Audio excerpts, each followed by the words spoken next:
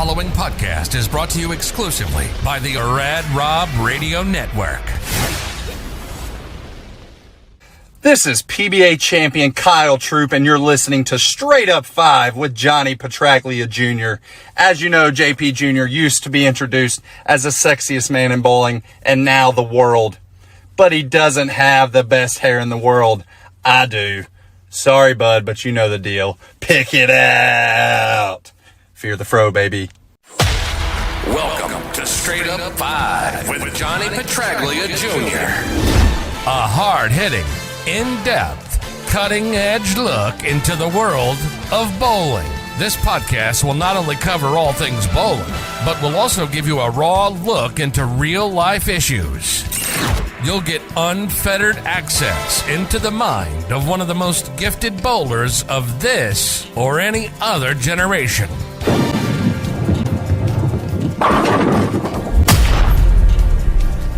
So without further ado, let's introduce you to the hosts of the show.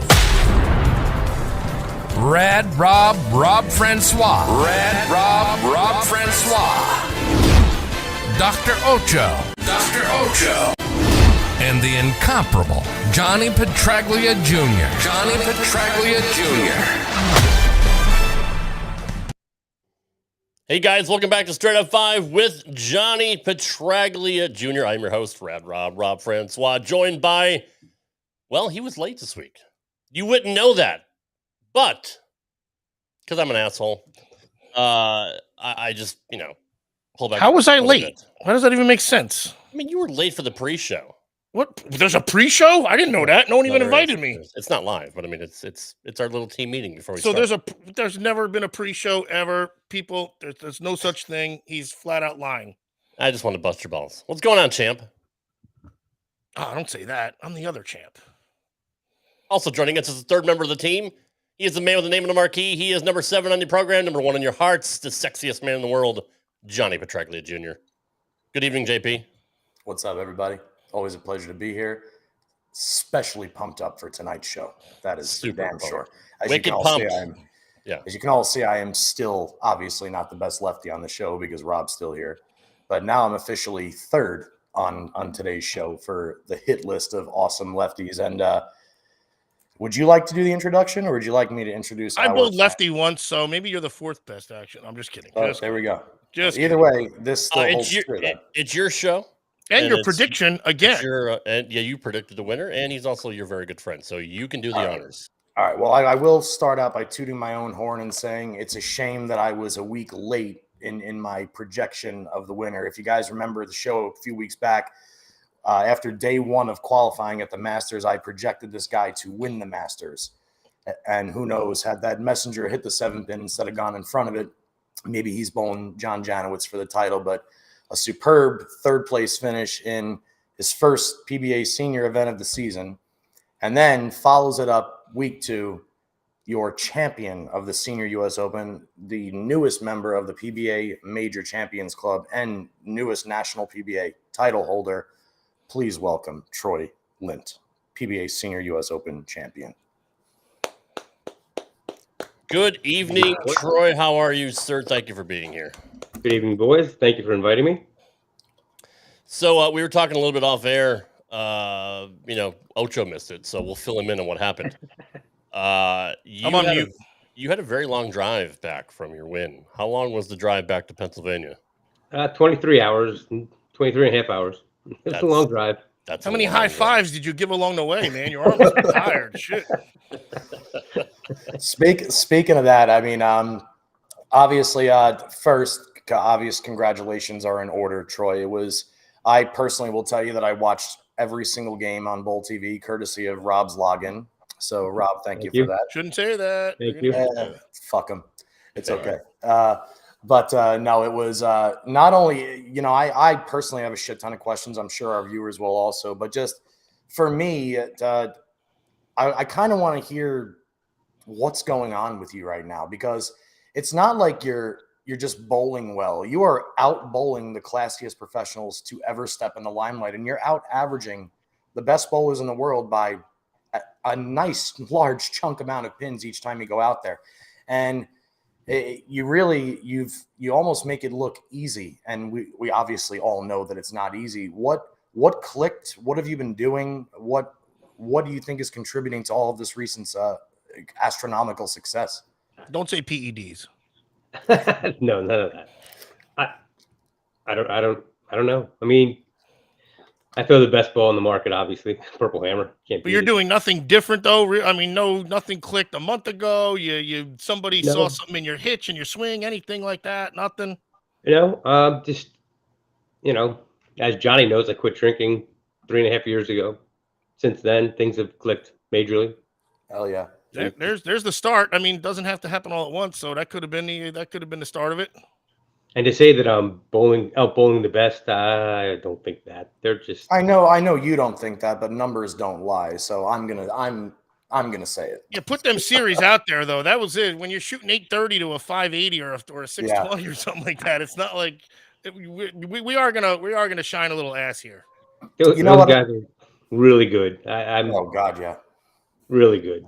You know what I noticed, or at least what I'm observing, is you're a bit. First off, this is probably going to sound nuts to the average viewer, but to me, you actually look like you've tamed it down a little bit.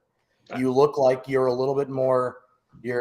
First off, your angles are way more in front of you. You seem to be not trying to create something that's not there because you have the ability to. Yes. You're almost an aggressive Parker-like. Not to mention you just bowled him, but what happens when I'm watching you is I see you up the lane, but you're also so good at changing your angles in the front part of the lane the minute that up the lane motion starts to go away and you start leaving, say, a bucket or like a shaker 10, like we saw a million at the Senior US Open. You seem to have no issue understanding the migration path of the ball. And I know that people get skewed by the Purple Hammer and all this stuff, but let's be honest, guys. I subbed in league last night. I feel so bad for the kid I subbed for because I bowled 278 my first 2 games with a Purple Hammer. That's combined. And then I only bowled 170, 190 the back 2 games. So it's more than just the ball. It's your ability to see the lane and transition, at least from my observations of what you've been doing this season. No, I agree. I talked to Ryan Schaefer a ton. Ryan and I talk about stuff, especially about angles and things of that magnitude. And then also with Brad Angelo, we talk a lot. Like I've attended Bowl U classes, and I'm planning on doing one this weekend. And he's helped me a tremendous amount with how I want the ball going through the fronts, with entry angle and into the pocket and stuff like that. And back to your other point was I thought that I could do steep angles at the Masters with ease compared to the Open where I pulled out a weaker purple and went straighter with less hand. I thought it was less hand. Chris Barnes didn't think it was less hand, but I thought it was less hand. It looked, like I said, it looked tamed down. And that was actually, it was really, really impressive to watch. And what's crazy about it is just the shot making and the execution is so good. And then to go out there and just capitalize on your effort back-to-back weeks is just, it's simply astonishing. It's amazing. It's been an absolute pleasure to watch. And I mean, like, do you have any thoughts right now heading into the rest of the season of possible player of the year contention? No, I don't think like that. I mean, I who wouldn't dream about that? But I have to get my knee checked out. Ocho, any advice? Yeah, this is actually a great time for you here, Och. I got to jump right in. Well, I mean, that's a little vague question, but is it the plant knee? Is it the? Well, we'll do a diagnostics when we get the symptoms and whatnot. We don't want to. Don't worry, I'm not gonna. I'll bill your insurance. It'll be fine. We'll get it going. So obviously, it was your knee and your thumb too, and was it my thumb? Right? No, it was a finger. I actually, okay. I ripped the finger and shredded it in Vegas because it was so dry. Reno and Vegas just dried me out, and it was bleeding. It was bad. Yeah, it's one thing that I've grown accustomed to living out here for over a decade. What's crazy is I never have hand trouble out here. When I go home to Jersey, forget it. It's over. You swell up. I swell up. I plump up. My skin gets all ratty, and just it's fucking gross, man. It's so weird that you come out here and the dryness affects you that bad. People say it all the time about how their lips get chapped and their nostrils get dry, and all of a sudden, meanwhile, I'm like, oh shit, this is the best, But it's where you are, I guess. Absolutely. Acclimation. Yes, fun. we do finally have a great guest on here. Thank you, Dan. So heck yeah. My first show, so I'm a little nervous. That's No. you're in good company to be nervous then, because we're all nuts and weird. And Yeah, we're all this is a perfect. Like And you fit in that obviously then. I'm the normal one. Let's put it to you that way. exactly. So we're screwed either way. Yeah, Bolt TV was really hyping up the fact that your knee was hurt and your hand was hurt, and they were really building the drama on the show. I almost fell. I collapsed the one shot against Bill Watson, and I actually seriously thought about withdrawing as the leader with 2 games to go. I had to take a minute. I told Bill, I said, I'm sorry, I got to take a minute. And I just put my head down. I was in so much pain. Yeah, Dave Lamont but then was that's talking mental about too, that. because think about that. Now it's almost like stepping in water. Yep. You're anticipating it's going to happen. So you don't just get up and just freewheel the next one. Now you're kind of like, all right, what's going to happen? Am I going to have to stop short and because my body's going to collapse, or this shock of pain is going to run up the back of my leg? Or that was the first shot. The first shot was me walking up. Just throw it. That's a hard thing to do too. I know this is kind of hindsight, Troy, but before the stepladder finals, how nervous were you? I mean, I know you had one last week. You weren't nervous at all? No. Nope. You didn't look at. I have a follow-up question to that. When you were getting up in the 9th and 10th frame against Parker, and you knew that you needed 2 marks, you needed to, after the culmination of the entire week, you're sitting there with enough time to say, I need to mark in the 9th frame and the 10th frame. And then you get up there, and I forgot what you left in the 9th, but it didn't look like an easy spare. Was it almost double split? wood? I almost split. I left the 4-7, almost 10, and the 10 fell out. I made that. That was the 10th frame, right? You left the 4-7 on the left lane. It was a 9th. No, I know you left the 4-7 in the 10th, because it was the first 4-7 I saw you leave all week, and you made it on the right side. See, even you can't remember. This is great. Well, I don't get stuck. I don't think about the moment. Actually, I don't. To me, the moment is setting up. When I'm on the approach, that's the moment. Like I just said to myself, this is the soft lane. Just you've been here all week. Let's go. And then after that, I just throw it and make the spare. I don't think about that. What I left, it's like, okay, there it is. Make it. That's badass. That's the kind of shit that unless you're engaged in something, you can't fully understand it. So like we as bowlers, I'm always intrigued by every single bowler's mental path towards a situation like that.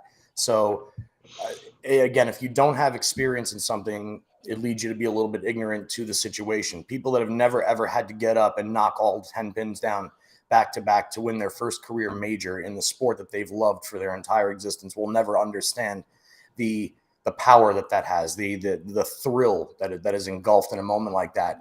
And you watched that whole match, right, Johnny? I watched the whole tournament. You could tell that the right lane was tighter than the left lane. Absolutely. Especially down lane. Especially down lane. So I was really trying to not be aggressive and softer with that. I kept telling myself, just be softer, be softer, be softer. I really wasn't. That was the only thing I keyed in on. It was the softness on the. Oh, you laughing at JD's comment? Yeah. Meanwhile, I've been watching videos of JD at the high roller all day. It's all over Facebook. I love that epic first frame gutter, pal. That was fantastic. He still didn't answer whose clothes he had on. Yeah, no shit. So where is the next stop? You guys have a couple of weeks off?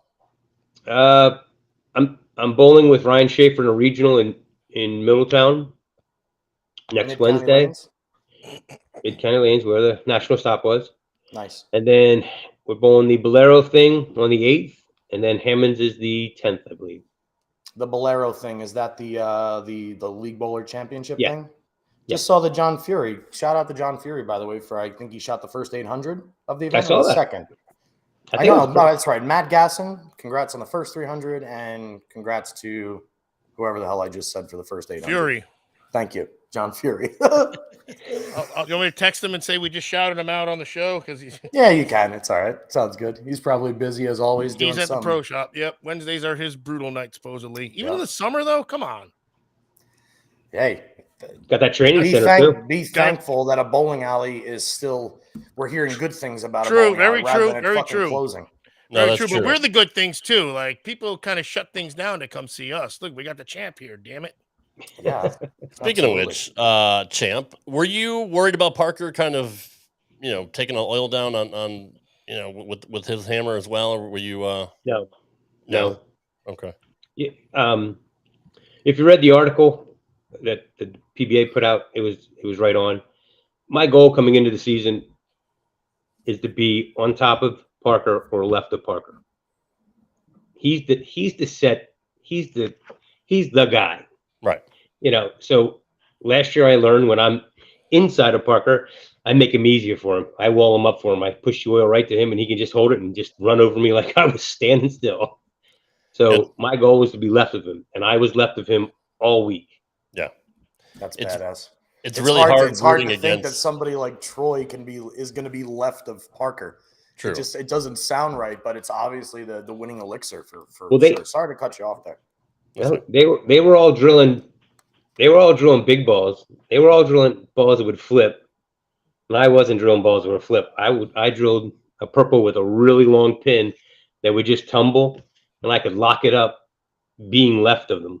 Where if I pulled out my big ones, they wanted to go through the face, and I couldn't control them as good. So I went with the weaker one and less hand. So for the amateurs, you want it to basically, you want to stay to the left of him where the ball doesn't react too much, because this sounds very dirty the way everybody's putting it, by the way. It's not dirty.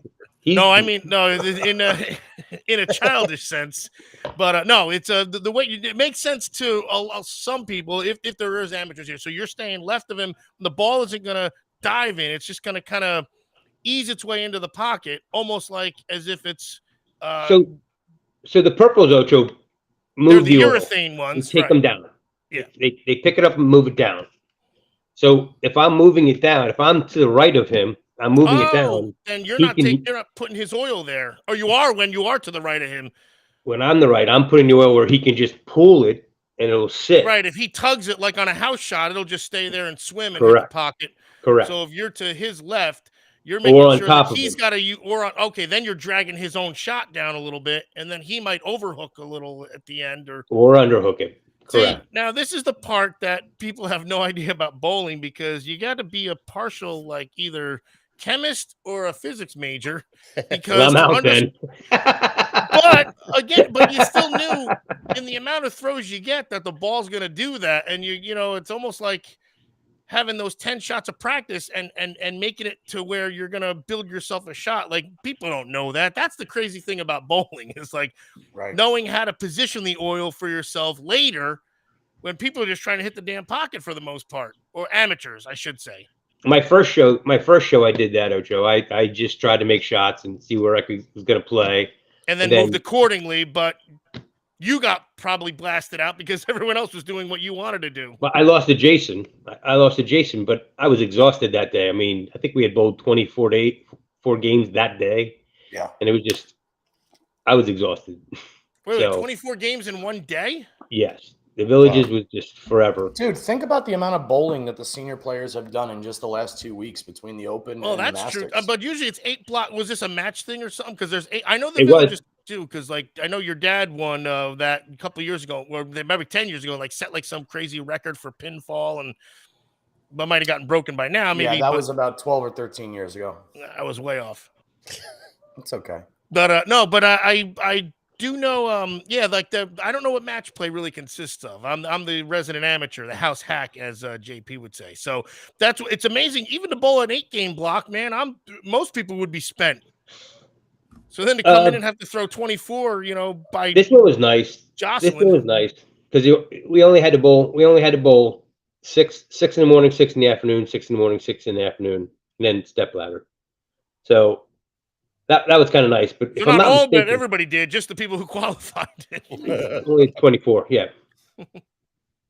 But again, I think I bowled the most games in 2 weeks of everybody. Yeah, no kidding. Real quick to answer Tammy's question here, Tammy, when we're talking about playing the lanes tight, we're talking about cutting down our angles, using more of the lane front to back rather than side to side. So, for instance, let's say Justin is standing on 25 or 1 dot left of center. Playing it tight would mean he's going to cross about 15 to 17 at the arrows, but his break point, or the furthest point that the ball actually goes to the right, would be inside of, say, 8 or 9. So it's a very, very tight angle to the pocket where you're only covering a smaller surface of the lane.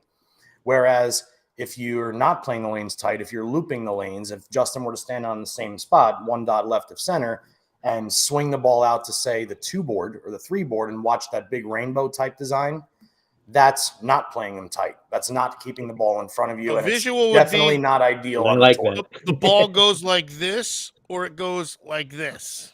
Right, exactly. Would be the visual. Right. Where it's And I like the other one, Ocho. Right. You're the sweeper, the looper. Oh, I like to hook them. Yeah. So do I. It's why, but I haven't learned how to be good like Troy has. But anyway, that's the difference, Tammy. And when you watch most of the guys on tour, there are certain patterns that will change this fact, but most of the time the bowlers are trying to get the ball to around 8 or 9 board at 40 feet. So if you look at the Brunswick Pro lanes that have the rangefinders down lane, that outside rangefinder, they're trying to hit just to the outside of that in order for an ideal strike shot. Tim Woodcock wants a house shot visual. Ocho. Nice. Straight up 5, man. Or 8-ish. Yeah. It's hard rooting against Parker because he's all our favorite, right? I mean, like we all love I'm Parker. telling you. Yeah, and to be able to bowl him for a championship, that had to be a special feeling. It is. It's not the first time. He beat me the last time I bowled him. So. What was the last time you guys met up? There was a regional at Oxford Lanes, and he put it to me. Yeah. I mean, it's Parker. I mean, he's one of the greatest of all time. You gave him the receipt, basically. You just right. now you guys got to start over again. Love the guy. I'd have to say there was probably a lot more people pulling for you, Troy. I know we all were, and like I said, it's hard to root against Parker, but when you're in it, it was a nail biter, dude. My ass was clenched the entire time. Yours. Yeah, right. Well, Rob just had Popeyes, that's why. I look like I got in the shower. Parker. As well as anybody, watching is a bigger heartache than actually doing it. Oh. I mean, I was on the phone with Stephanie, and we were fucking. I should find some of the text messages and then send you the conversation her and I were having in the last 4 frames. We were both figuring out either how not to cry or not to freak out or whatever the hell we were doing. I mean, everybody was behind you. And I agree with Rob. I mean, I'm sitting there watching one of my good friends, my old Nationals teammate, bowling against one of my not only childhood and still idols to this day, but another insanely close member of a family friend of mine as well. I mean, it was, but, I think Parker, now that it's over, I feel like even Parker wanted to see you win without giving it to you. I mean, him being the gentleman, I could see that too. Like he's he's such a sportsman that he's like, what a great moment almost. 100%. He's this generation's Dick Weber. Absolutely. Dick was that guy. Oh, yeah. Parker's that guy. He just 100%. You give me goosebumps just, because that's the kind of guy he is. He'll call me on a whim or, he's just an all around great guy, period. Yeah, he sure is. Always has been and always will be. And the mustache, dude. Like that was a game changer for him, man. What's going on? I mean, he brought the mustache back. and then my dad, after having the mustache for I love it. Years, he's like, "Oh, I guess I'm going to grow a goatee now that I'm in my mid-70s." So I guess the I think your dad looks good like that. Yeah, everybody does. It's weird for me to look at my almost 80-year-old father with a goat. It's just funky to me. Yeah, Parker bringing back the stash was fun. They were joking about it all night on they just kept TV. saying stash. Power of the stash. But, did it come in black or is it like gray now? At least no, it's like salt and pepper. It's like it looks like a rub, like a mixture of like a salt pepper rub. I just saw him. So our bowling ended a month ago now. So that was the last time I saw him.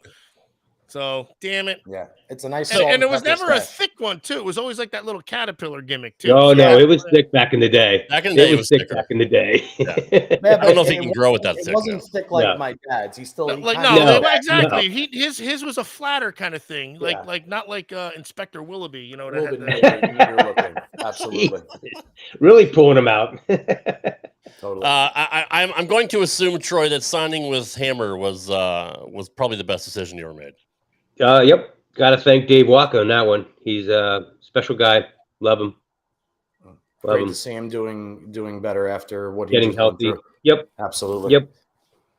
We've had a couple conversations when I saw him, and can't thank him enough. When did you officially sign with Hammer, Troy? Last year, I want to say July or August. Oh wow! I think it was. So was it an easy move for you? I mean, I always remember you throwing Storm. Were you staffed with Storm? I was not on staff, but I threw all Storm. But I mean, that was the running joke. You know, I threw all Storm balls, and then I had 3 purple hammers for all the urethane for short patterns. Hey, you know what? That actually is a nice mixture right there when you think about it. Oh yeah. But I was curious if, aside from the purple hammer, obviously it's contributing to a lot of the success that you're having. Yes, I get that. It contributes to a lot of people's success nowadays, regardless of what hand you throw it with. 2 hands, 1 hand, it don't matter. But my curious question is, as far as the variety of the other equipment within the 7 brands of Brunswick, do you find them comparable to your Storm products? Oh, absolutely. Do you like the motions more or less? I had to go with shorter pins with our stuff, which is I don't see, like, the longer pins on the Storm stuff work good, and the short pins on the Storm stuff work bad, which is just the opposite for me here. I got to use shorter pins, and they work really good. And then if I use longer pins, they want to go forward on me too soon. So I just do a lot of 4 3/4 to 4-inch pins, and I like, they really roll good. I mean, that Widow 2.0 is just incredible. I mean, that's probably our hottest ball. It's really good. I never ever drill the ball that everybody's crazy about. So I will honestly say that I have not drilled my 2.0. But the truth of the matter is the real reason why, honestly, is I don't bowl much. And when I do, if it's not on a house shot or my once a week Tuesday night league, I never, ever throw resin. And if I do, and it's certainly never the first ball out of my bag when I do go to a tournament. But like, for instance, when I find resin pieces that I like, I tend to sit on them for a while. For instance, I'm still throwing that Defender Hybrid.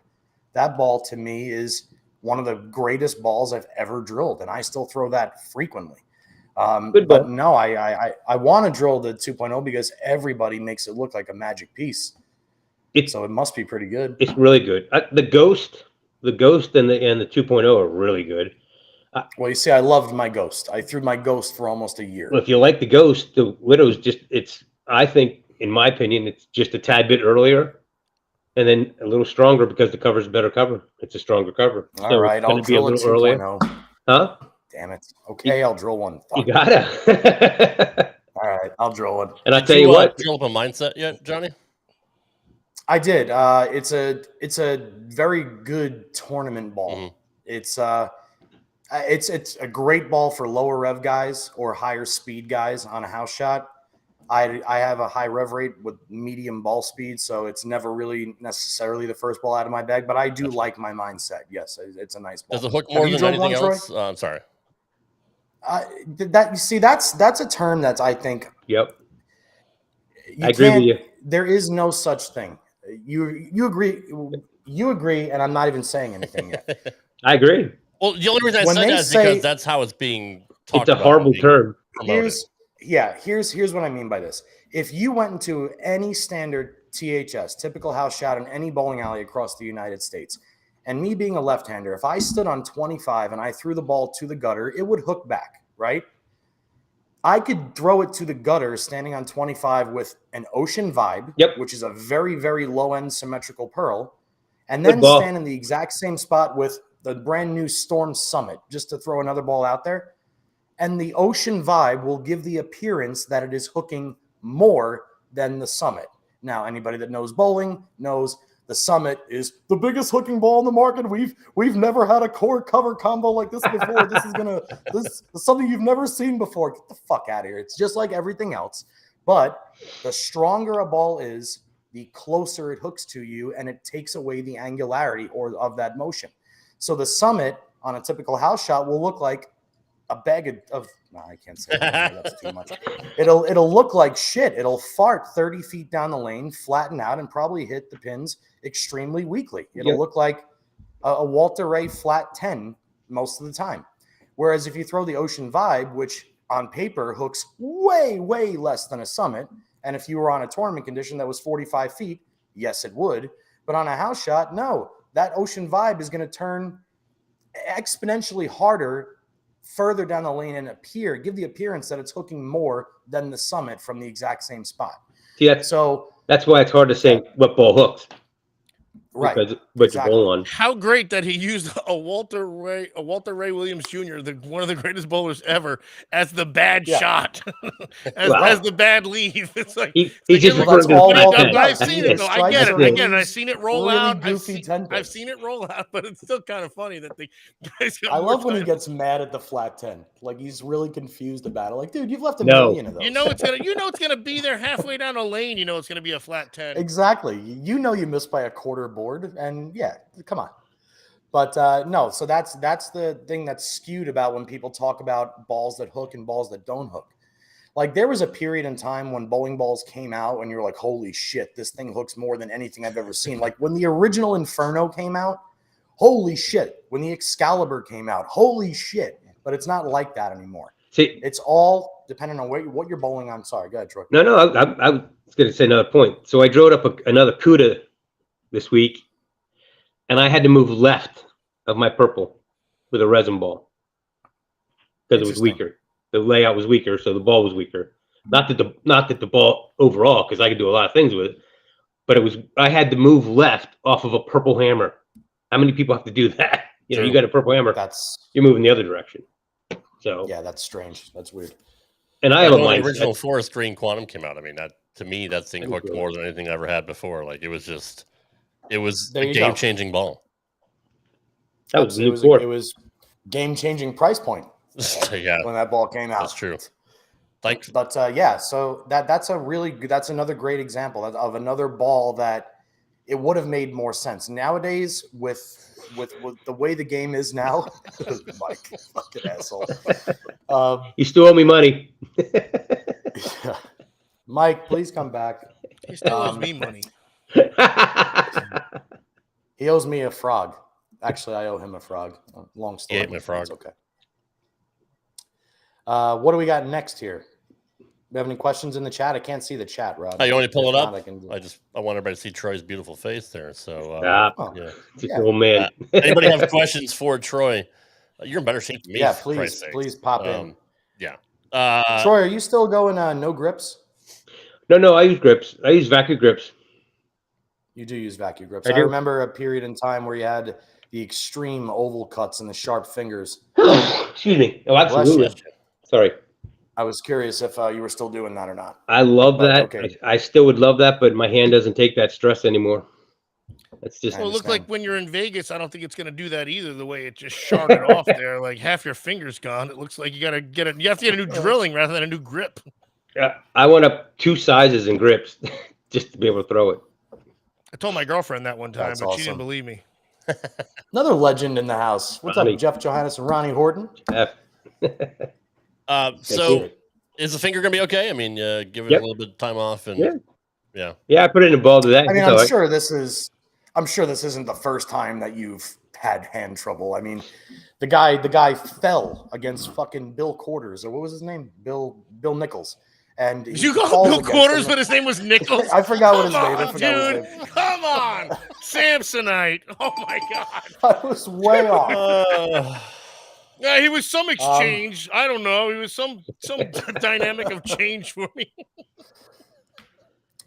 So I guess I have a lot of I have more in-depth questions. Go ahead. Because this is serious question here, because obviously the purple hammer thing is always I think for the rest of bowling history, the purple hammer is going to be the most talked about bowling ball ever. Yeah. I mean, even more so than the LT, even more than a danger zone, even more than I'm talking about. Legendary. So you've gone from Sam's Town. I'm playing through the year here. You've gone from Sam's Town, which is an old school SPL or HPL lane service from AMF, and then you immediately flip to Greeley, Colorado, and you're bowling on Pro Lane. and you're in virtually the same zone on 2 different patterns on 2 different lane surfaces. When I say virtually the same zone, I mean you weren't playing the first arrow one week and the 5th arrow the other week. No, yeah. Somewhere in the same realm of the two in the 2 events. Yes. And I guess go ahead, because you sound like you want to say something about that. No, I'm just agreeing with you. I mean, I'm sort of in the same part of the lane. My visuals are different. My visuals were way different. One was trying to be real steep to the gutter, and the other was trying to be tumbly to the gutter. So my perception of how the ball was going through the lane was totally different, even though I'm in the same. 100%. You're proving my point right now, because what I'm trying to say here is everybody tries to talk about, oh, lefties throw the purple hammer. The purple hammer is not really bowling. It is. It's just a different kind of bowling. It's making different moves. Like you said, I'm trying to launch it to the gutter. I'm trying to make it get chuggy to the gutter. I'm trying to change my launch angles. Right. You're doing what people with urethane bowling balls do. Go back and watch any show from the late 80s or the early 90s. Right. And everybody is making similar moves to the way moves are made with urethane nowadays. And yeah, okay, so the guys get pissed because they can't figure out a way to stop bowlers from bowling well anymore, because the ball is actually the only ball on the market that's more dominant than the oil that it's being thrown on. Well, but leading back to my question, not more, but it can fuck with the oil enough. My question to you is, when you enter a tournament, is it always your benchmark to see what you're going to have? Is it always the first ball out of your bag, regardless of lane surface? No. Pattern? No. It's not. What is your thought process when you're entering a tournament and you're going into practice session? So tell us what the thought process is. Let's say I take my first 3 balls. The purples are going in. They're always going in. Ryan Schaefer's convinced me of that. Out of my bag first, you mentioned it, Ocean Vibe, Cuda, and a Widow 2.0. It's typically first 3 balls out of my bag. I brought 9. You brought 9 purples to the Masters? No, I brought 9 balls to the Masters, but I drilled.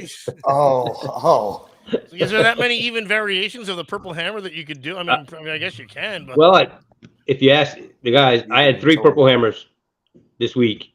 I was throwing the 5 and 5/8 pin, the 5-inch pin, and the 4 1/4 inch pin. All do 3 different things. So, yes. So what do you start out? So you start out with your is there the go-to? The go-to is the 5-inch pin. Okay, there you go. And that's the go-to the one is the that 5-inch. Yeah. It's the flipper. That's the ball. It's the one that wants to flip the most for me. All right. So the 5 and 5/8, it wants to tumble because it's further away. So it wants to tumble harder. And then my 4-inch, that wants to start up even earlier and then be more reactive down lane, because it's closer to the. At a point with these urethanes, if there's if there's little head oil, that doesn't affect them then, or it does, or. Well, now you're in a different conversation, but.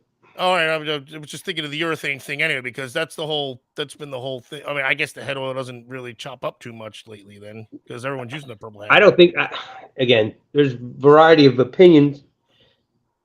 I don't think there's enough head oil. If you want to slow the purple hammer down, put more oil in the fronts. But they don't want to agree with that. But, are they trying to, or? Yes. Oh, I mean, that's true. They're starting to do measurements and all that stuff too. You're right. Yeah. Well, I was going to ask you, Troy, is there anything that they can do to try to, combat the success of the purple hammer? Yes, but they don't do it. They want to do it. Put oil in the fronts. If the ball can't start like it's supposed to, or like it does, true. It'll go 3/4 of the way before it starts to freaking do its break. Then that's a good point. If you put more oil in the front, you take the purples out of play. I would gladly throw a resin ball. You and me both, my friend. You and me both. He's doing this, hoping this show gets out, and then next thing you know, Troy's gonna. Next thing you know, he's gonna win with a CUDA. Like, I haven't used the purple hammer in a year, and I have just won 10 tournaments. PBA Senior 50th Player of the Year, and I got it right here on Straight Up 5. Well, let's just in your opinion, Troy, why do you think they don't want to do that? Are they in cahoots with the freaking the ball maker? No. I guess the question is what other can of worms does it open up? In other words, if you put way more head oil do you then make the lanes way easier with the reactive resin equipment? Is it going to make, like, in other words, if now can Jesper Svensson, you, Jacob Buttriff, can you guys all throw resin? Yes. Oh, and get the same motion? Because now, holy shit, like if you can create the same motion with resin that you do with a purple hammer, now you have 10 times the hitting power. Oh, I create more motion with resin. I can't control it half the time because it's. That's what I'm saying. Right. Is with the extra head oil, do you think that the reason they choose not to do it is because the scores would actually? No, I don't think that's their thoughts, but I would love to see it. I would love to be able to walk up and throw a widow. You know, what's going to happen first? The more head oil, or are they just outlawing the purple hammer? I'm saying it kind of facetiously, but like, no, you're right. You don't get. No, you're right. Can't use them for the last 2 years. I think it's something like only the last 2 years of models are allowed in play. Or I think you're right. It's illegal. That's the thing. See, all the hatred for purple hammers comes from people that don't throw purple hammers, from storm staffers and everybody else, because they don't have a ball that's that good. I mean, it's honestly, true. That's, and Tony's comment's good too, but I still think if you want to change things, you got to put more on the fronts. Stop putting the speed bump down lane, put it in the fronts. Right. You know, wouldn't that mean you got to be more accurate too? I would assume, like, because you have to swing it, slide a little more, and then worry about the way the little more accurate down lane. I guess I'm probably reaching on this one. No. Oh, I would love to throw it. So that makes you swing it more. You want to just put it out there and let the ball kind of do the work, basically. I got no problem swinging it. I have no problem playing in the middle of the lane either. I don't. You know, we prefer it. Yeah. We enjoy it. We are not like we are not Mike Scroggins lefties over here. We're not really. It took me. We're not really Parker lefties. It took me more work to learn how to be straighter than in. That's kind of like how your dad was too, JP. I mean, he was his 300. He was. My dad is but my dad is the same thought process as myself and Troy. My dad, when he was winning all of his titles, playing the gutter, when he was playing out and going up the lane, he will flat out tell you, and he has told us, he had to learn how to do that. He hated it. He fucking hated it because his body and mind see the lane right to left. They don't see it this way. Wants to face it. But that's so when I got into bowling, his 300 he was swinging the ball too. When I got into bowling, like officially, like I told you, I was 10 years old when he bowled at 300. And I'm watching my dad not play the gutter. I'm watching my dad play the fourth arrow.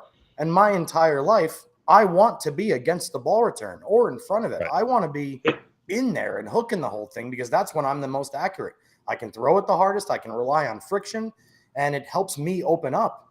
I hate going places and know that I have to go that way.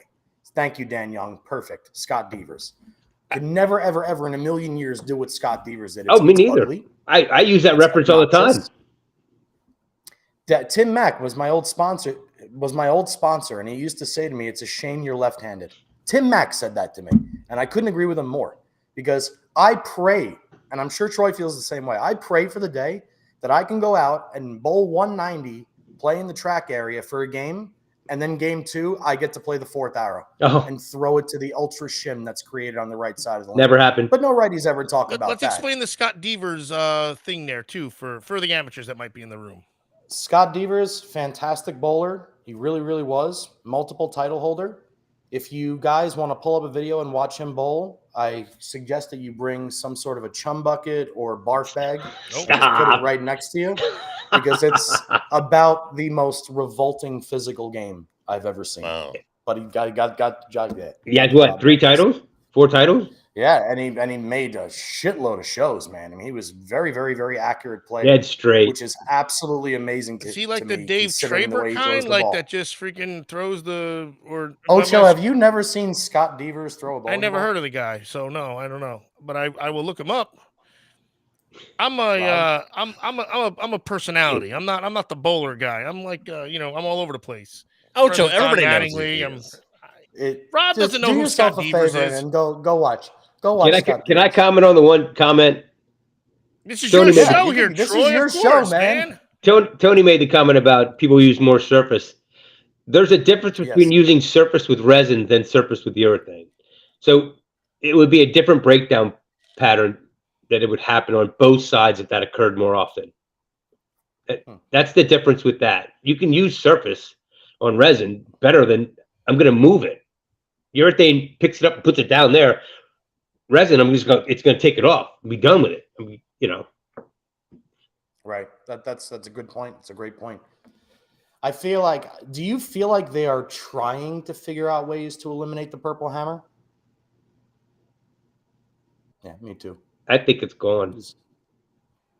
Yeah, they've certainly already enforced their limitations on what kind and what years and all that shit. So, but it's always going to be an ongoing subject. It's always going to be an ongoing. It's not the problem. There you go. There he is. As a right-hander. I'm mirroring. Look at how excellent. That is Traver. Now it looks better because he's right-handed, doesn't it? God. Actually, his loop and his swing didn't look that bad just now. Right. I didn't see anything wrong with it. Just to let you know. There's nothing wrong with it. He's really, really fun and pretty to watch. Let's. I have an undrilled red hammer, JD, by the way, in my closet. A red hammer. Nice. Oh, yeah. And I have a red rhino. Oh. It's not undrilled. But really? I have a red rhino. And the biggest, and I always put black grips and everything, but that red rhino got yellow grips to match the logo. I see you just gave GG3 a mega.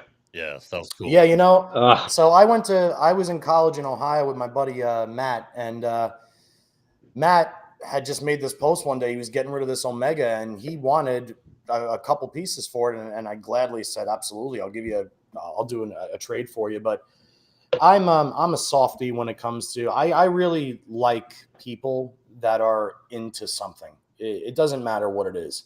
It just so happens that I have the ability and privilege to get a lot more bowling stuff. I wish that I could get more Jay Cutler stuff or weightlifting stuff the way I do bowling stuff, because that's where my heart is and my passion is.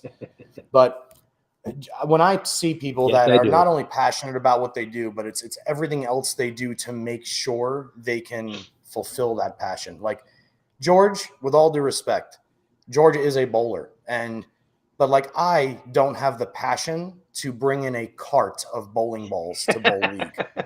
I don't have the passion to load and unload tape and make interchangeable thumbs and go bowl every single tournament and blow every single weekend of mine so I can go. Like, I don't have that passion. George does. And when somebody like that says to me, even a story that, oh my God, I remember that, like, he's going to get way more pleasure out of that ball than I ever will. Oh, yeah. I'll put holes in it. I'll drill it. I'll bowl 190. I'll throw two messengers with it and say, yeah, this ball is not as good as it was 30 fucking years ago, and it's going to collect dust just like everything else of mine. So I'm glad that somebody that is passionate about bowling is now the owner of that bowling ball. So it's awesome. I want to read what Jeff wrote here. In my unprofessional opinion, accuracy is more important, especially for carry with the purple hammer or any urethane and resin ball. Jeff, you're exactly correct.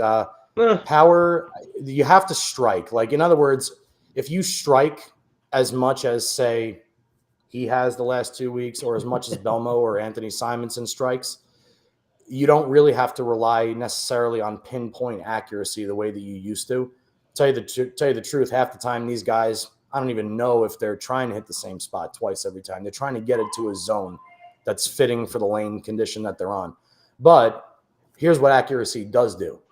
Accuracy wins titles, and there is a reason and leads tournaments. When you go back and watch Troy's victory at the Senior Open, I think Troy shot at less than 10 combinations that were under 8 pins for the entire duration of the tournament.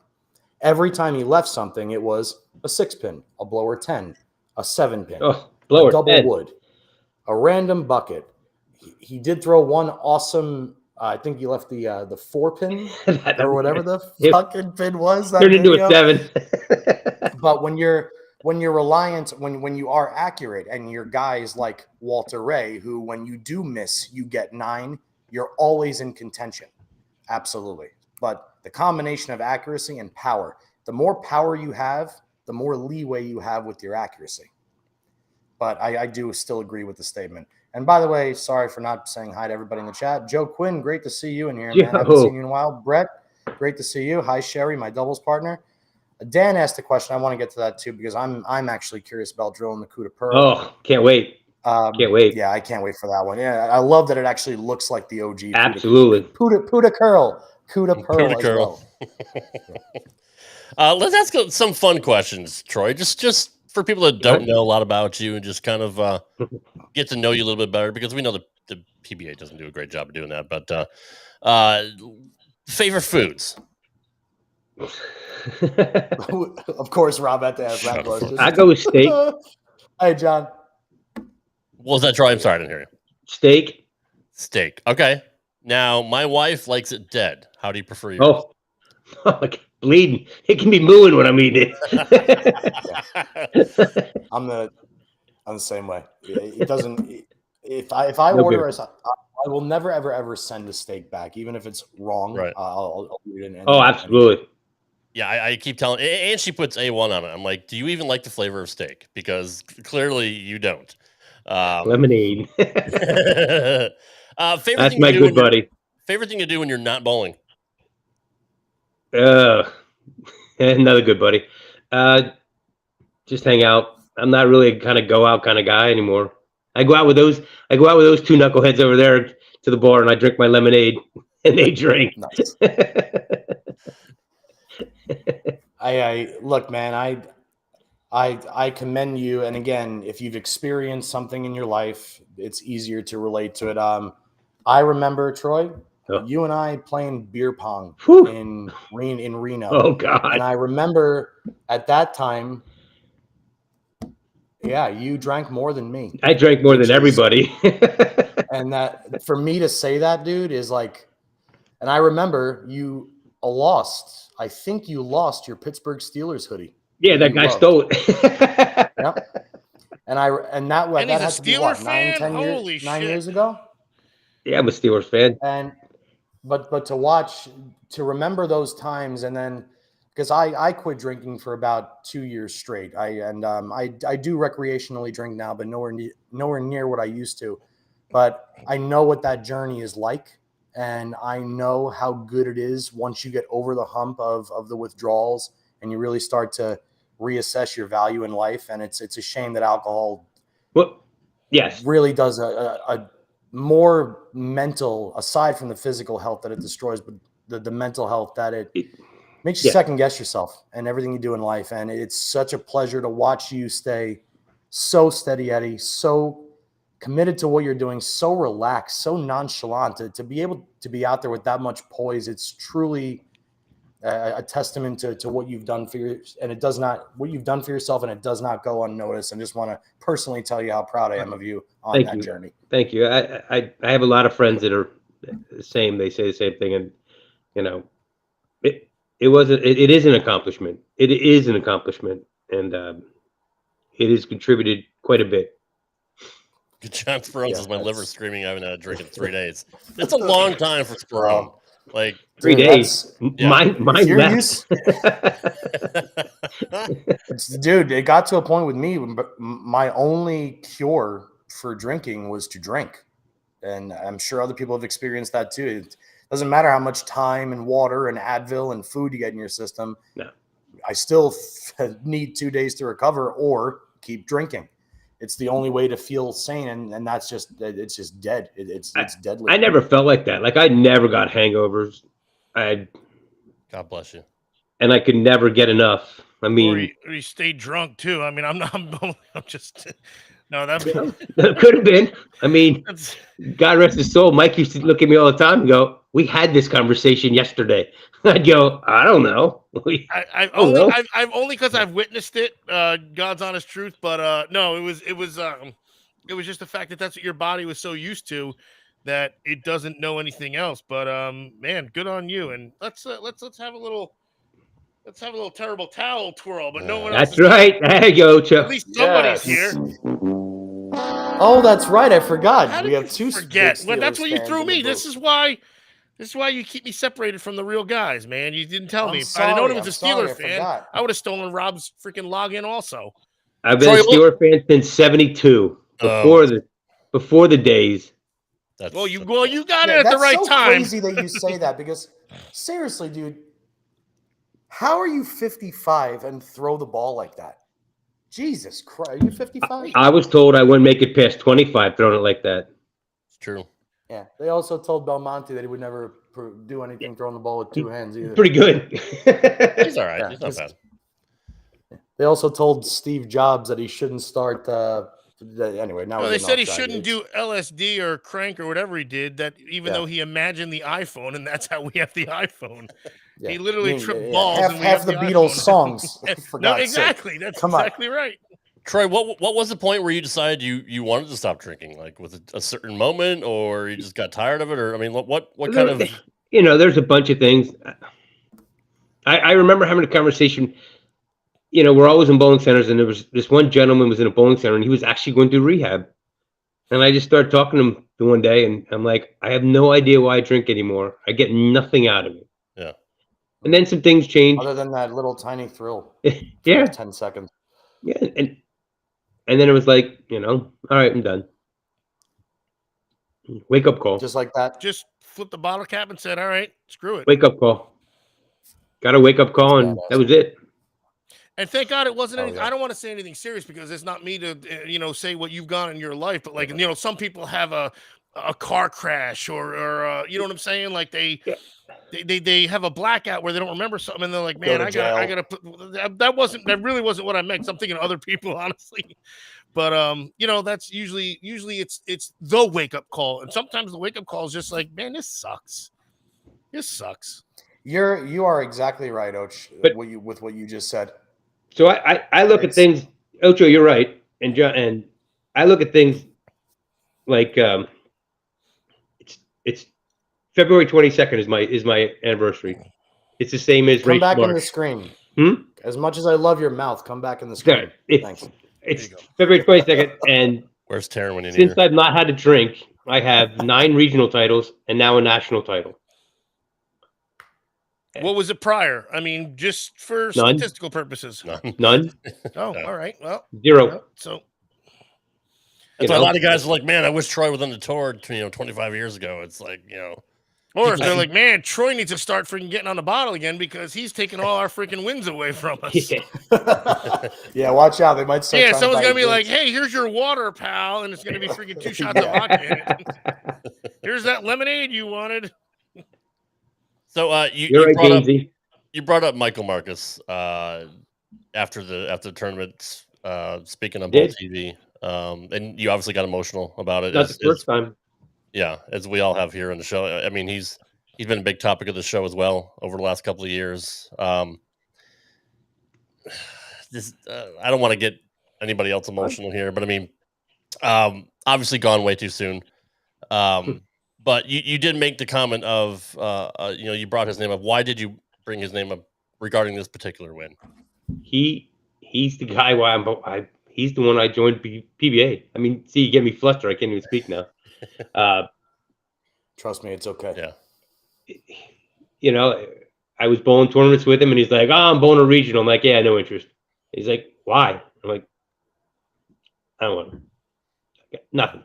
He would also always make you feel bad about it to a point that you had to go do it. Oh yeah, he'd love to do that, and then I bowled one, and I all but let it, and he's like, you got to join. I mean, we're glad you did. We joined. This shout out to him was very, very special in the booth. I actually wrote on his Facebook wall. I know.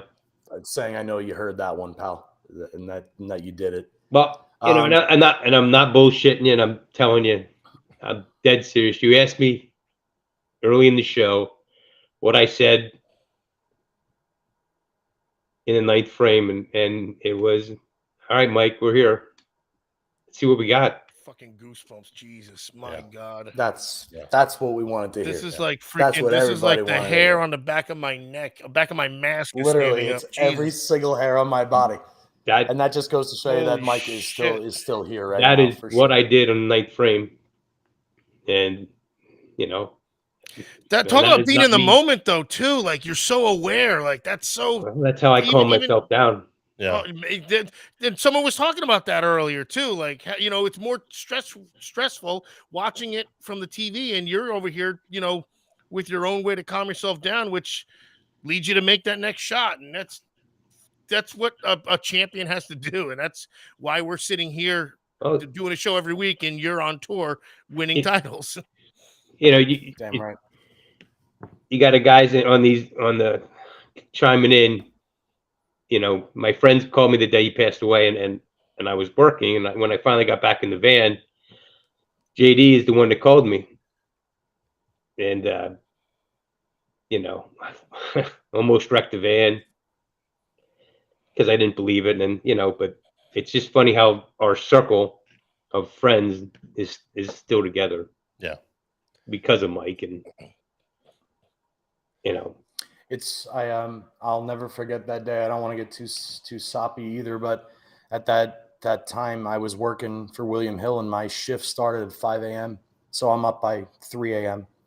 and I had gotten a call from Lindsay, and I'm like, first off, I just don't talk to Lindsay that often. And I had messaged her back and said, hey, I'm sorry, it's super early. I'm just getting this message. And she immediately texted back that, oh, I'm still awake. And right then I knew. When I called her and got the news, I obviously did not work that day. I walked in and told my boss, but it was right around 4:30 or 5 a.m. my time, Vegas time, when I found out. And that was just, God, man, I don't want to talk about it. There was, you brought it up, Johnny. So, yeah, I got the call, and I missed it from Frankie. And I'm like, Frankie doesn't call me at this. Frankie doesn't call me. What's going on? That's when I knew there was a major problem. And then JD messaged me, and we also love Stephanie for what she's done holding the Michael Marcus tournament for the last 2 years. God, so, yeah. I mean, I will not miss it this year. I don't care when it is. And obviously, I will be there this year. The circumstances of who won it this past year was very, very cool as well. So it's almost like he's up there directing everything, honestly. And I wish I had a chance. Shea winning it the first year, Michael was up there directing it. Yeah, well, you're right. I had to bowl Shea way too early that year. That was the shame part of that one, but Tim wants some funny Marcus stories. There's too many. I just always remember every time we were ordering food together that it was, I would actually laugh out loud. Like, he would always find places where you kind of go down the line like a Chipotle, and you have them make your food, or you order and you have to go to the drink station and blah, blah, blah, blah, blah. And every time that they would ask for his name, he would either say Gunther, and I would laugh out loud, or he would say Stanley with a C, and I would laugh out loud, and he would do it every fucking time. And half the time when he would say Stanley with a C, like, we'll be at Starbucks, and it'll say Stanley, and like, there's a question where the C was going to be in Stanley. Is it going to start? Is it going to be somewhere like that made no sense? That's really cool. But no, that's not for nothing. Not for nothing. Oh, he's I was actually going to say to you that I think he may have tipped that 10 pin over in the 10th frame. Hopefully. Yeah. I think he said, you know what? This 4-7's hard enough for your first title. We don't need this one. We don't need this one. Especially on a bum knee. Yeah. And you've already fallen, and you have to make Bill Nichols wait, and just your fingers all torn up and shit. What exactly with your knee hurts, or just kind of let everybody know what side it's on, or it's clearly a wear and tear issue if it's it's the right knee. Oh shit! It's weird. I'll show it. I had Lance Lorfield look at my knee for me. He's a chiropractor. It's funny. He's friends with my chiropractor because they went to school together. You never trust those guys, though. That's the other problem. I trust them. I'm kidding. I'm a chiropractor. That's why. I trust him. And he started pulling on it. And he said, I don't have any damage. I'm just totally inflamed, and it's out of alignment.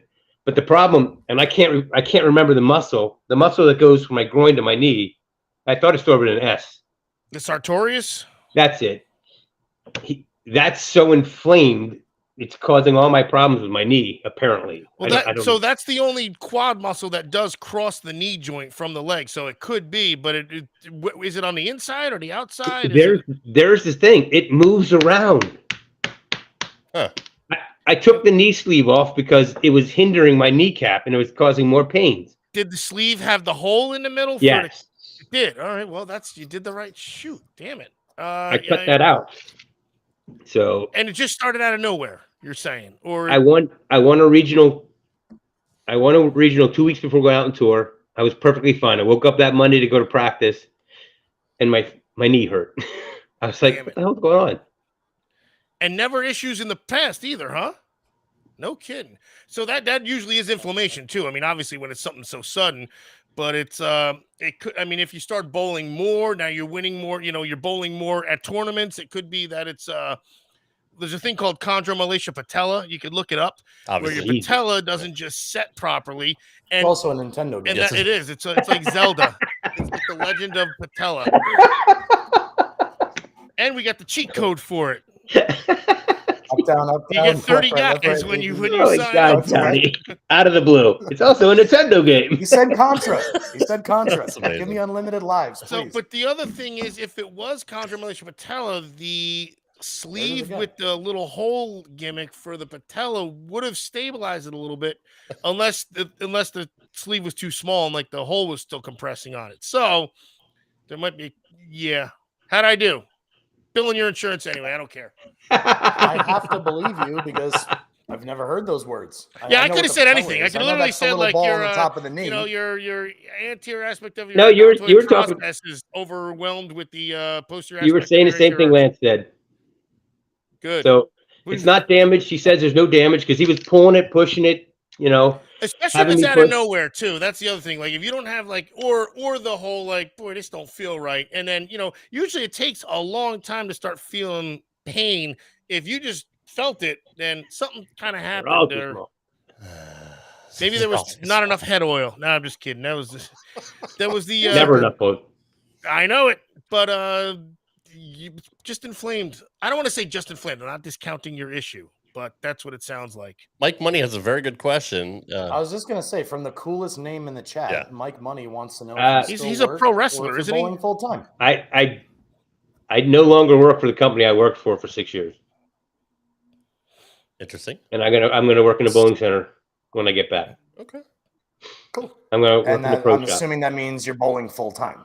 Oh, I am bowling full time. That's okay. You got great. 9 so you and a freaking PBA title now. I mean, shit. What made you decide full time anyway? What made you decide to quit? Full time. I was having more success than I thought that I was going to have, and I thought I'm not getting any younger. Yeah. And hold on. Something that would normally happen, like somebody knows how hard it is to do it, and then they're better than they thought they were. I'm really again. honest, because, like, so let me explain my comment. If you read the article, if you read the PBA article, clearly I did not. Sorry, Rob didn't, but we all did. So in the article it says you always think you know how good you are until you go bowl against the best in the world. Right. And when you can keep up with the best in the world, again, periodically, not always, you're obviously a little better than you think you are. So things change. Not for nothing. I mean, we all think we're good. We're good at house shots and crap, but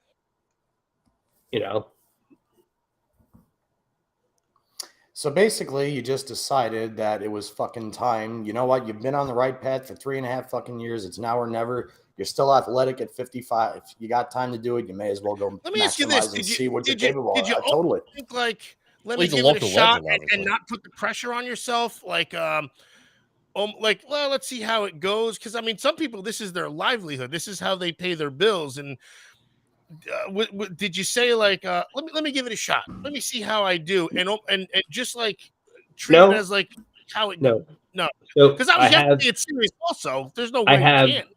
I have extremely good friends, Nancy and Tim Pierce, Nancy Connor and Tim Pierce, and they always tried to push me out on tour. Back in 90, I believe it was. Wow. They wanted to put me out on tour. And this was a long time coming, basically. And life got in the way, like it does, and took different paths. Obviously, I just wasn't ready, I guess. God had other things in mind. So right. Destiny's destiny, or what have you, whatever you want to call it.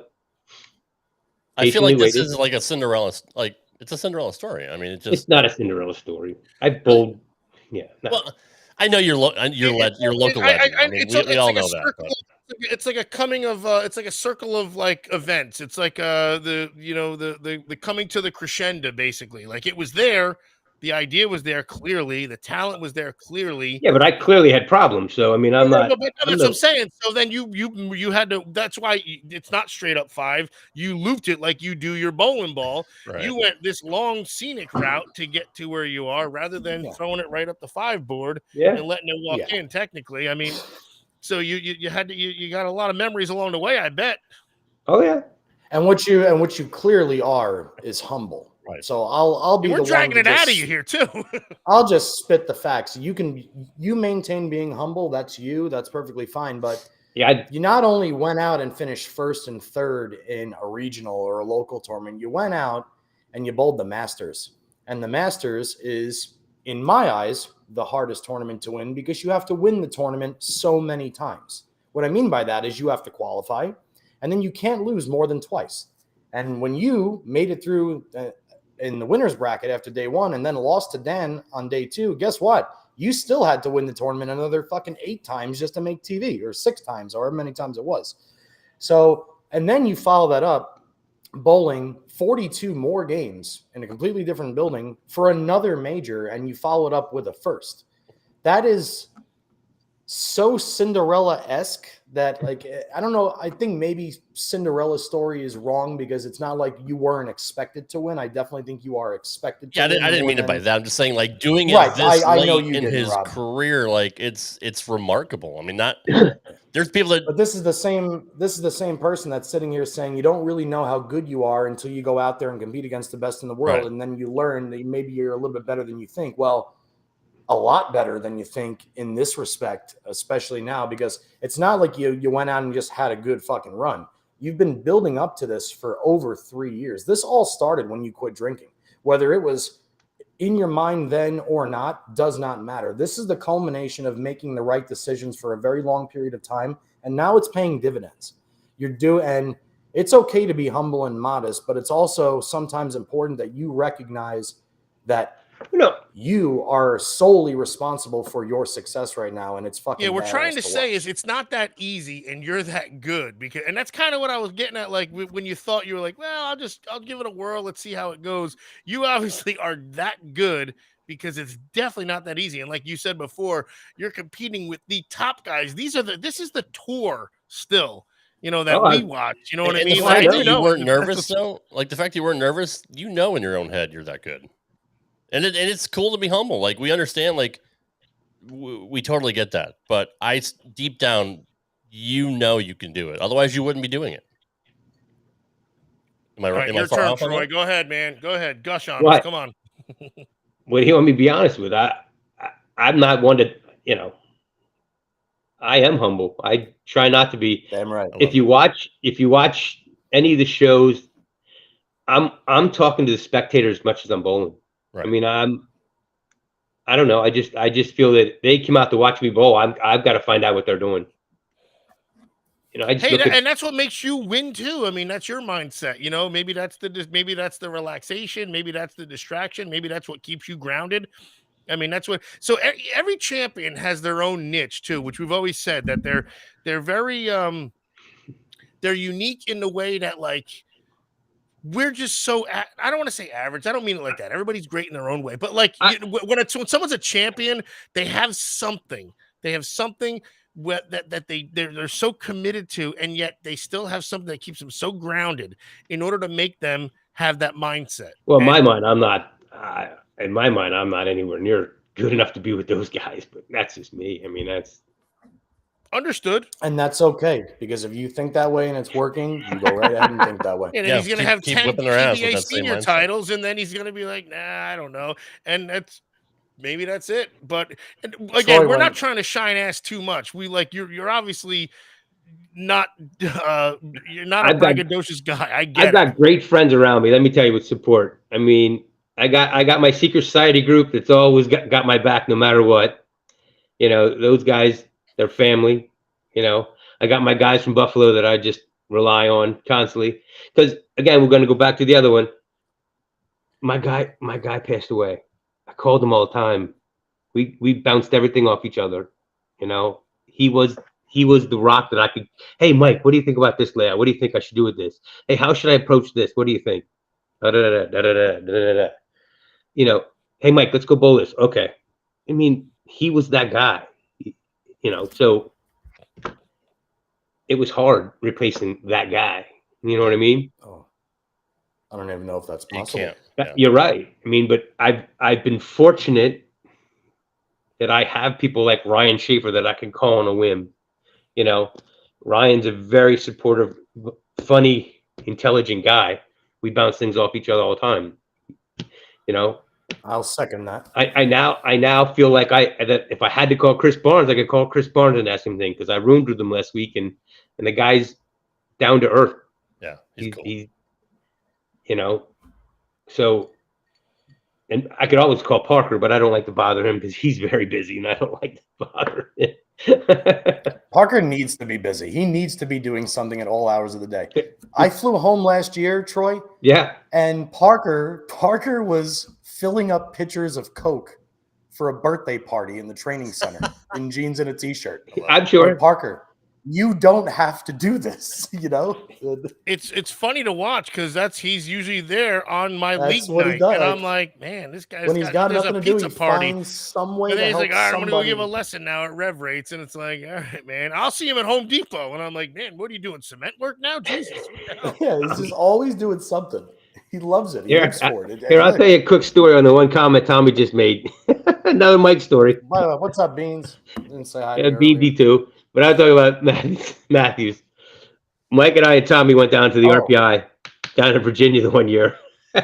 We had a 2-bedroom room, and I had to sleep with Tommy. I woke up with him spooning on me. I'm like, what the hell are you doing? Oh, God. Those aren't 2 pillows. He's such a good guy. He's such a good guy. Oh God, yeah, he's the best. God, we had such a good time down there. my Wait, snuggle so now buddy. you had a good time with them, but wait a second. Hold No, on. not like that. We just all right. we had Otherwise, we had such I good think I'm memories. gonna one up you here. I'm gonna one up you, Troy. You know who my bunk buddy was in college bowling? You know who I got to share a bed with? Oh wait, where'd you go to school again? Moorhead State. Ooh, I love that name. That's a great name. Our girls' chant was "We want Moorhead." That's how they started every tournament. That is They were if fantastic. you didn't win every Who was your tournament, roommate? you're a disgrace. My bunk mate for traveling bowling was David O'Sullivan. Okay, big boy Dave. Yeah. So imagine me Florida. and Dave in the same bed at like a Red Roof Inn. No. I love Happy, but I'm not spooning with Happy. Yeah, no shit. Wasn't there That was a enough full blankets for bed. somebody to take the floor at least? I mean, just on a whim, or like, was it all accidental? I was mean, bowling good. I wasn't sleeping on no floor. Here's that's it. You know what, Now man? here's the We thing. laugh This about is it. the stuff that people need to know on Straight Up 5. Like, That's who you right. spooned with? Like, if you who'd you spoon with the night you won the tournament? Was that Barnes tickling you with his foot? Nope, slept on my air mattress. All right, so there you go. Now that's a difference. laugh. That makes sense. We laugh about it. I would give anything to go back to those. Oh shared God, bed days. in a heartbeat. There was one day, we all do stupid shit when we're younger, but me and Dave and I think our other 2 roommates in the other bed were Kyle Wolgotsky and Ross Heinzman. I think or it was Scott Thornton and in the other bedroom or in the other bed. And we were at a Red Roof Inn that had a full sliding glass window that would open. It was on the 2nd floor. And I remember every time I would shift, our headboard would bang against the wall. And now all the lights are out, and Dave just says to me, he says, "Keep going, John." Like he said something about keep. Thank you for playing with the headboard. And finally, after like 15 minutes, I get up and I punch the headboard, and the whole headboard lifts up on the wall like it's detached from the bed. fucking chucked it out the window. I fucking threw it out the window. Jesus. It's about the dumbest thing I've ever done. I don't know, man. Really? Honestly, Dave could help me go back outside and get it, and we had to walk through the hotel lobby and just That's a fun explain yourself. Like, don't mind me. Just the headboard fell out the window. What's up, kid? Just need the headboard. And Dave, yes, Phil Simms did go to Moorhead. I didn't graduate Moorhead. I just bowled there for 2 years, and then I transferred to Youngstown State and graduated there. Mike Runk says, I didn't know spooning was on the table when we roomed together in Ohio. I know. I was laughing at it. That's great. Thanks, Mark. Thanks for being here. Yeah, get some rest. Appreciate it, See you, brother. Especially if you're on the East Coast, man. Hey, I'd be going to bed now. We're still 56 strong here in the chat. He's typically my doubles partner on a Thursday night in the summer, but I told him I couldn't bowl this year because I'm on tour. He was happy, so don't worry. Is he gonna expect a spoon session like before the the qualifier? Like, I mean, now you've set it up, obviously. No. All right, just making sure. Nope. Can we play Spoon Man when you throw strikes now? No.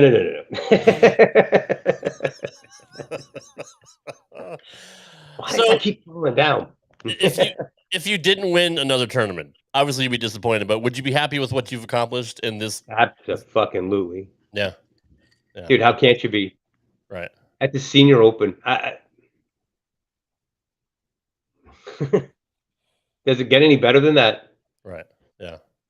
I mean, and it's such a small sample too. Like, that's just it. That's where like the unknown is even more fun than what's already been accomplished. You know what I mean? Like, it's like you're just setting sail, man. I mean, just going statistically, going by that big hook you threw in life.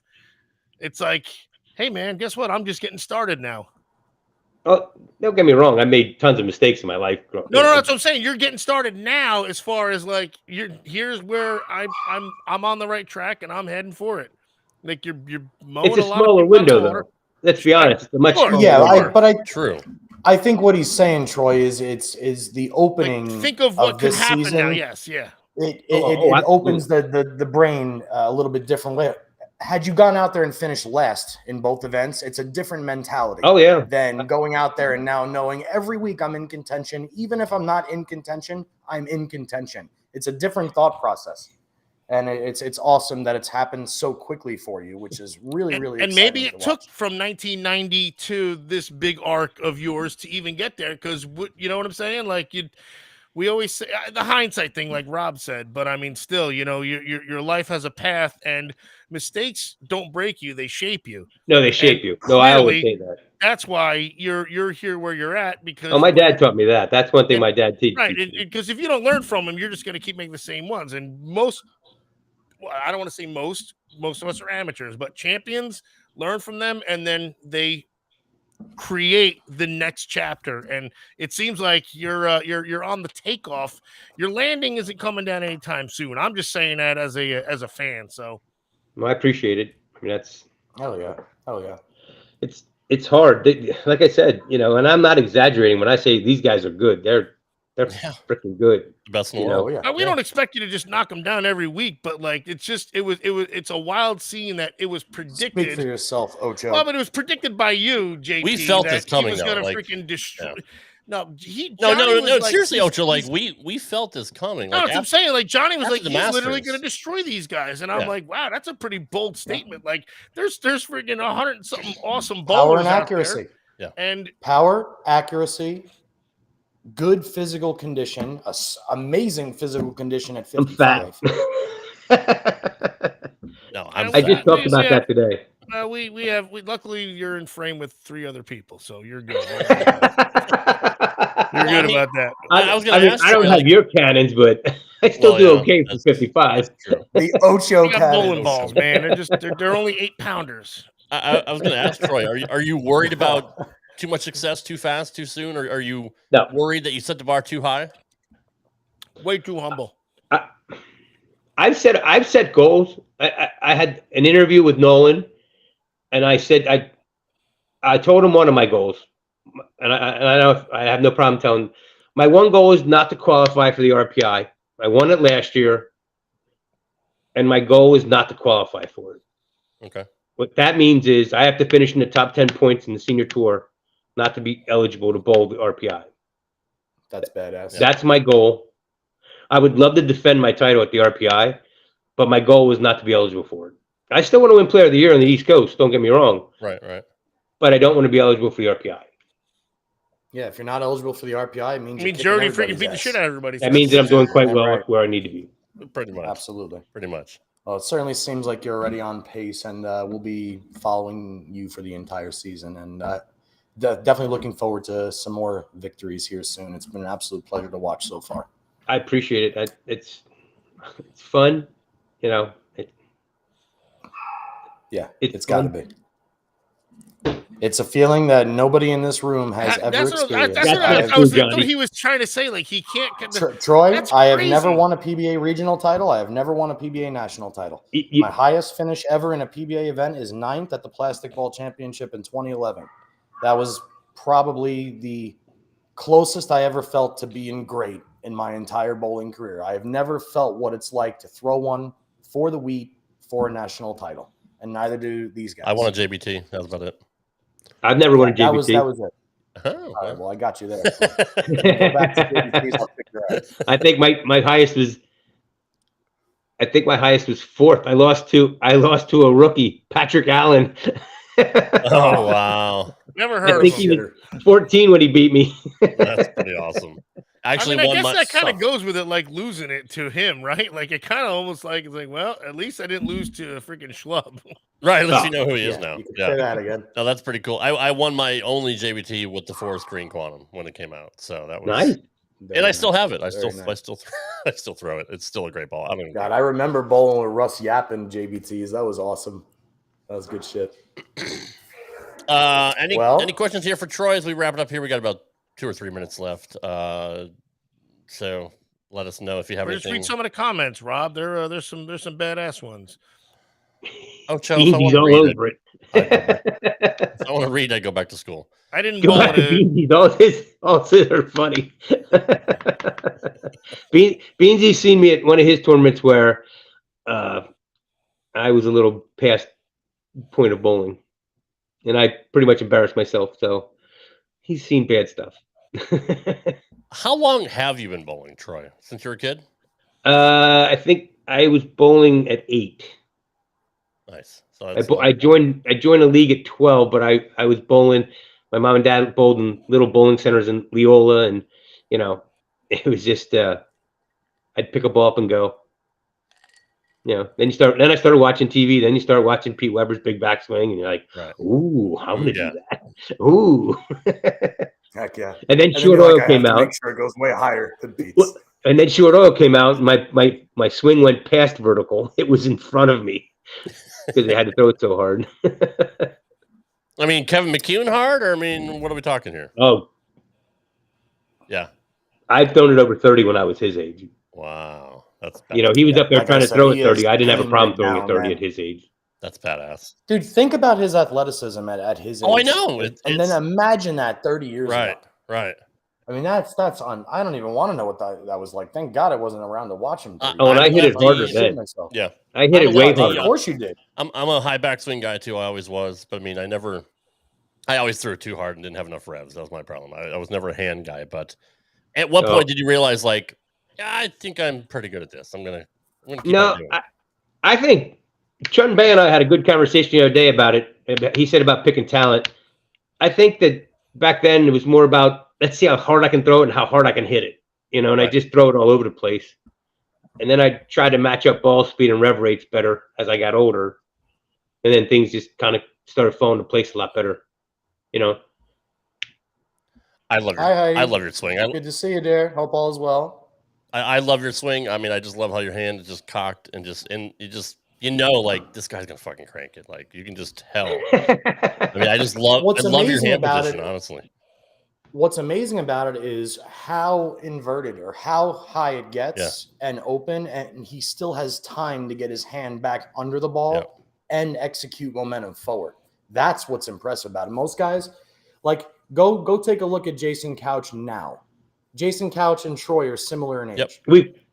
When you watch Jason Couch come down now, you can tell that physically, like his lower half doesn't match his upper half the way that it used to. Right. Like younger Jason Couch could still be up there, but still get under it. Now Jason's almost screwing it into the lane with a little bit of topspin, which is normally what you see from guys with astronomically high backswings. You don't see a lot of guys that have the ability to get the hand to reroute back underneath the bowling ball. So the fact that Troy can do that at his age is remember how amazing. Mike Reisner used to kind of like flip his hand up like that? Like that's kind of how. That's another great example. Slower and more deliberate, whereas doesn't pop it as much. He's a little, just from bowling and but still got it in the right position. Always like he'd have the front 11 and grab a house ball and be like, I wonder if I can throw another of my 8300s with this ball. And next time you talk to Reisner, say I'm not saying the word. I'm not saying it. It's called shank. I can't say the word, but he gave me the shanks on the golf course one time. And no, it's not a disease. And I swear I wish I never said that, but screw you, Mike Reisner. I'm going to play this bit for you. There's my good friend. There he is right there. That's who I'm going to go work for. Eric? Oh, yeah. Hell yeah. He's a great guy. We've been friends for 50 years. Score screen off the hooks many times. Speaking of which, real quick, I have to throw this in there because I feel like a dickhead for not already mentioning it, but congratulations to your girlfriend, Rob, for winning the Ladies U.S. Open, Brianna Cote. Oh, she's so hot. I'm just saying. Rob has a crush on the newest ladies major champion. I do have a crush on her. I mean, she's fantastic. I mean, you got a chance too, man. Don't worry. You're not crazy. I had a crush on her when she was Brianna Caldwell. There you go. We were friends when we were like 10 years ago. Well, so if you didn't get her, then obviously with the new name change. But I say don't be a quitter. Right. Yeah, don't ever give up. I'm sending her pictures. That's all. Don't ever give up, Johnny. That was an interesting match. No, I'm good. You never give up. You never give up. Good shit. Troy, we appreciate you being here, man. I had a blast. I know you're a regular on the show. Glad you did, man. You're always here in the chat, but I mean, it's cool to get on here and speak with you and actually, watch you win this week. I appreciate you inviting me on. Dude, anytime. Watching you win this week was special for all of us. I mean, thank you. Knowing you and knowing how you are and it was just cool to watch. I can't. I'm going to get emotional just talking about it. I mean, it was just. Hold on, Troy. You've been here a while. You should have said "thank you" because you know how Rob says "thank you." Thank you. Thank you. Thanks for having me. I gotta break the emo stuff. That's all. We're still professionals. Oh, Joe, what's your Twitter handle? There's Rudy. There's the red in the house. As we're wrapping up the show, a little bit late, Rudy, but no idea. Thanks for being here, brother. That's a legend right there. Yes, he is. Yes, he can be as late as he wants. And I grew up in New England, so Rudy Rose. I do know that story. Technically, was he talking to me? I just saw the picture of Rudy in the front seat. Thanks. Good shit. I do know that Pringle story. That's just all I know. Well, now we got to have Troy on for on a one-off next time to find out what the Pringle story is. So, I'm not. That's not me. We got to get JD on the show because we've been trying to get him on for a year and a half now, and he still hasn't shown up. He keeps blowing me off. So never let him drive a car, though. You know that, JD. Never let him drive. You're gonna drive then. Don't let Rudy drive. Well, thank God Uber's around now, I guess. Yeah, right? no kidding. But they can't get you there fast enough, though. Get him the day before. Yeah, I was just going to say, I want Revs on here. Revs, I'm going to reach out to you, but I would love to have the world hear. Hey, what's this maybe? What is this maybe shit? No, we definitely need him on because he was somebody I think he wrote maybe because he was maybe hoping that I would say I want he's Revs doing on this that, fucking show. Maybe if you're worth it. Oh, come on. He was somebody we'll make it worth his while. He was somebody I looked up to, as a teen. I don't think you can tell those stories, JD. Actually, we could if we don't do it live on Facebook because we do also the audio podcast, which Rob never plugs because he just doesn't do good as a host. But we do have an audio podcast that is unfiltered, unfettered, and super access that no one listens to because that hasn't live on Facebook. That hasn't been not live in the last 30 episodes. So. However, we could start off the show with 10 minutes of story time of fun little cutesy stuff, and then say, by the way, we're going to get a little R-rated. R. On the R. NC-17, whatever you want to call it. Johnny There had two you go. F-bombs in the Now same sentence we tonight. have a So, show. I mean, Now we have a bowling show. That would be triple X without the sex. There, see? Now we have a bowling show. Now we got something to talk about. And what we'll see you guys in a month. We're gonna have an only audio podcast on Straight Up 5 with Troy and JD, and it's gonna be just them. We're just gonna be in the No. background. You can go Rudy and JD. I sit back. All right, we got Rudy. plenty of people, man. We can get 5-6 people on here. 8 even. welcome to Deep Perfect. Thoughts with JD Santalucia. By Jack Handy. Oh, Jack Handy. Jeez. I'm sure there's probably handies talked about in that story time. I bet. All right. On that note, Tim, we will run it. Gentlemen, See thank you Rudy. for inviting me. I appreciate you. Thank you so much. Thank you for Congrats, buddy. Thank you for Congrats, taking really. time to spend with us, man. And congrats on an epic 2 performances, senior U.S. Open champion, and cannot wait to see what you do with the rest of the season, man. Thank you. Thank you so much. thank you so much, everybody, and we will see you you. next week. Thank you very much. Good night, everybody.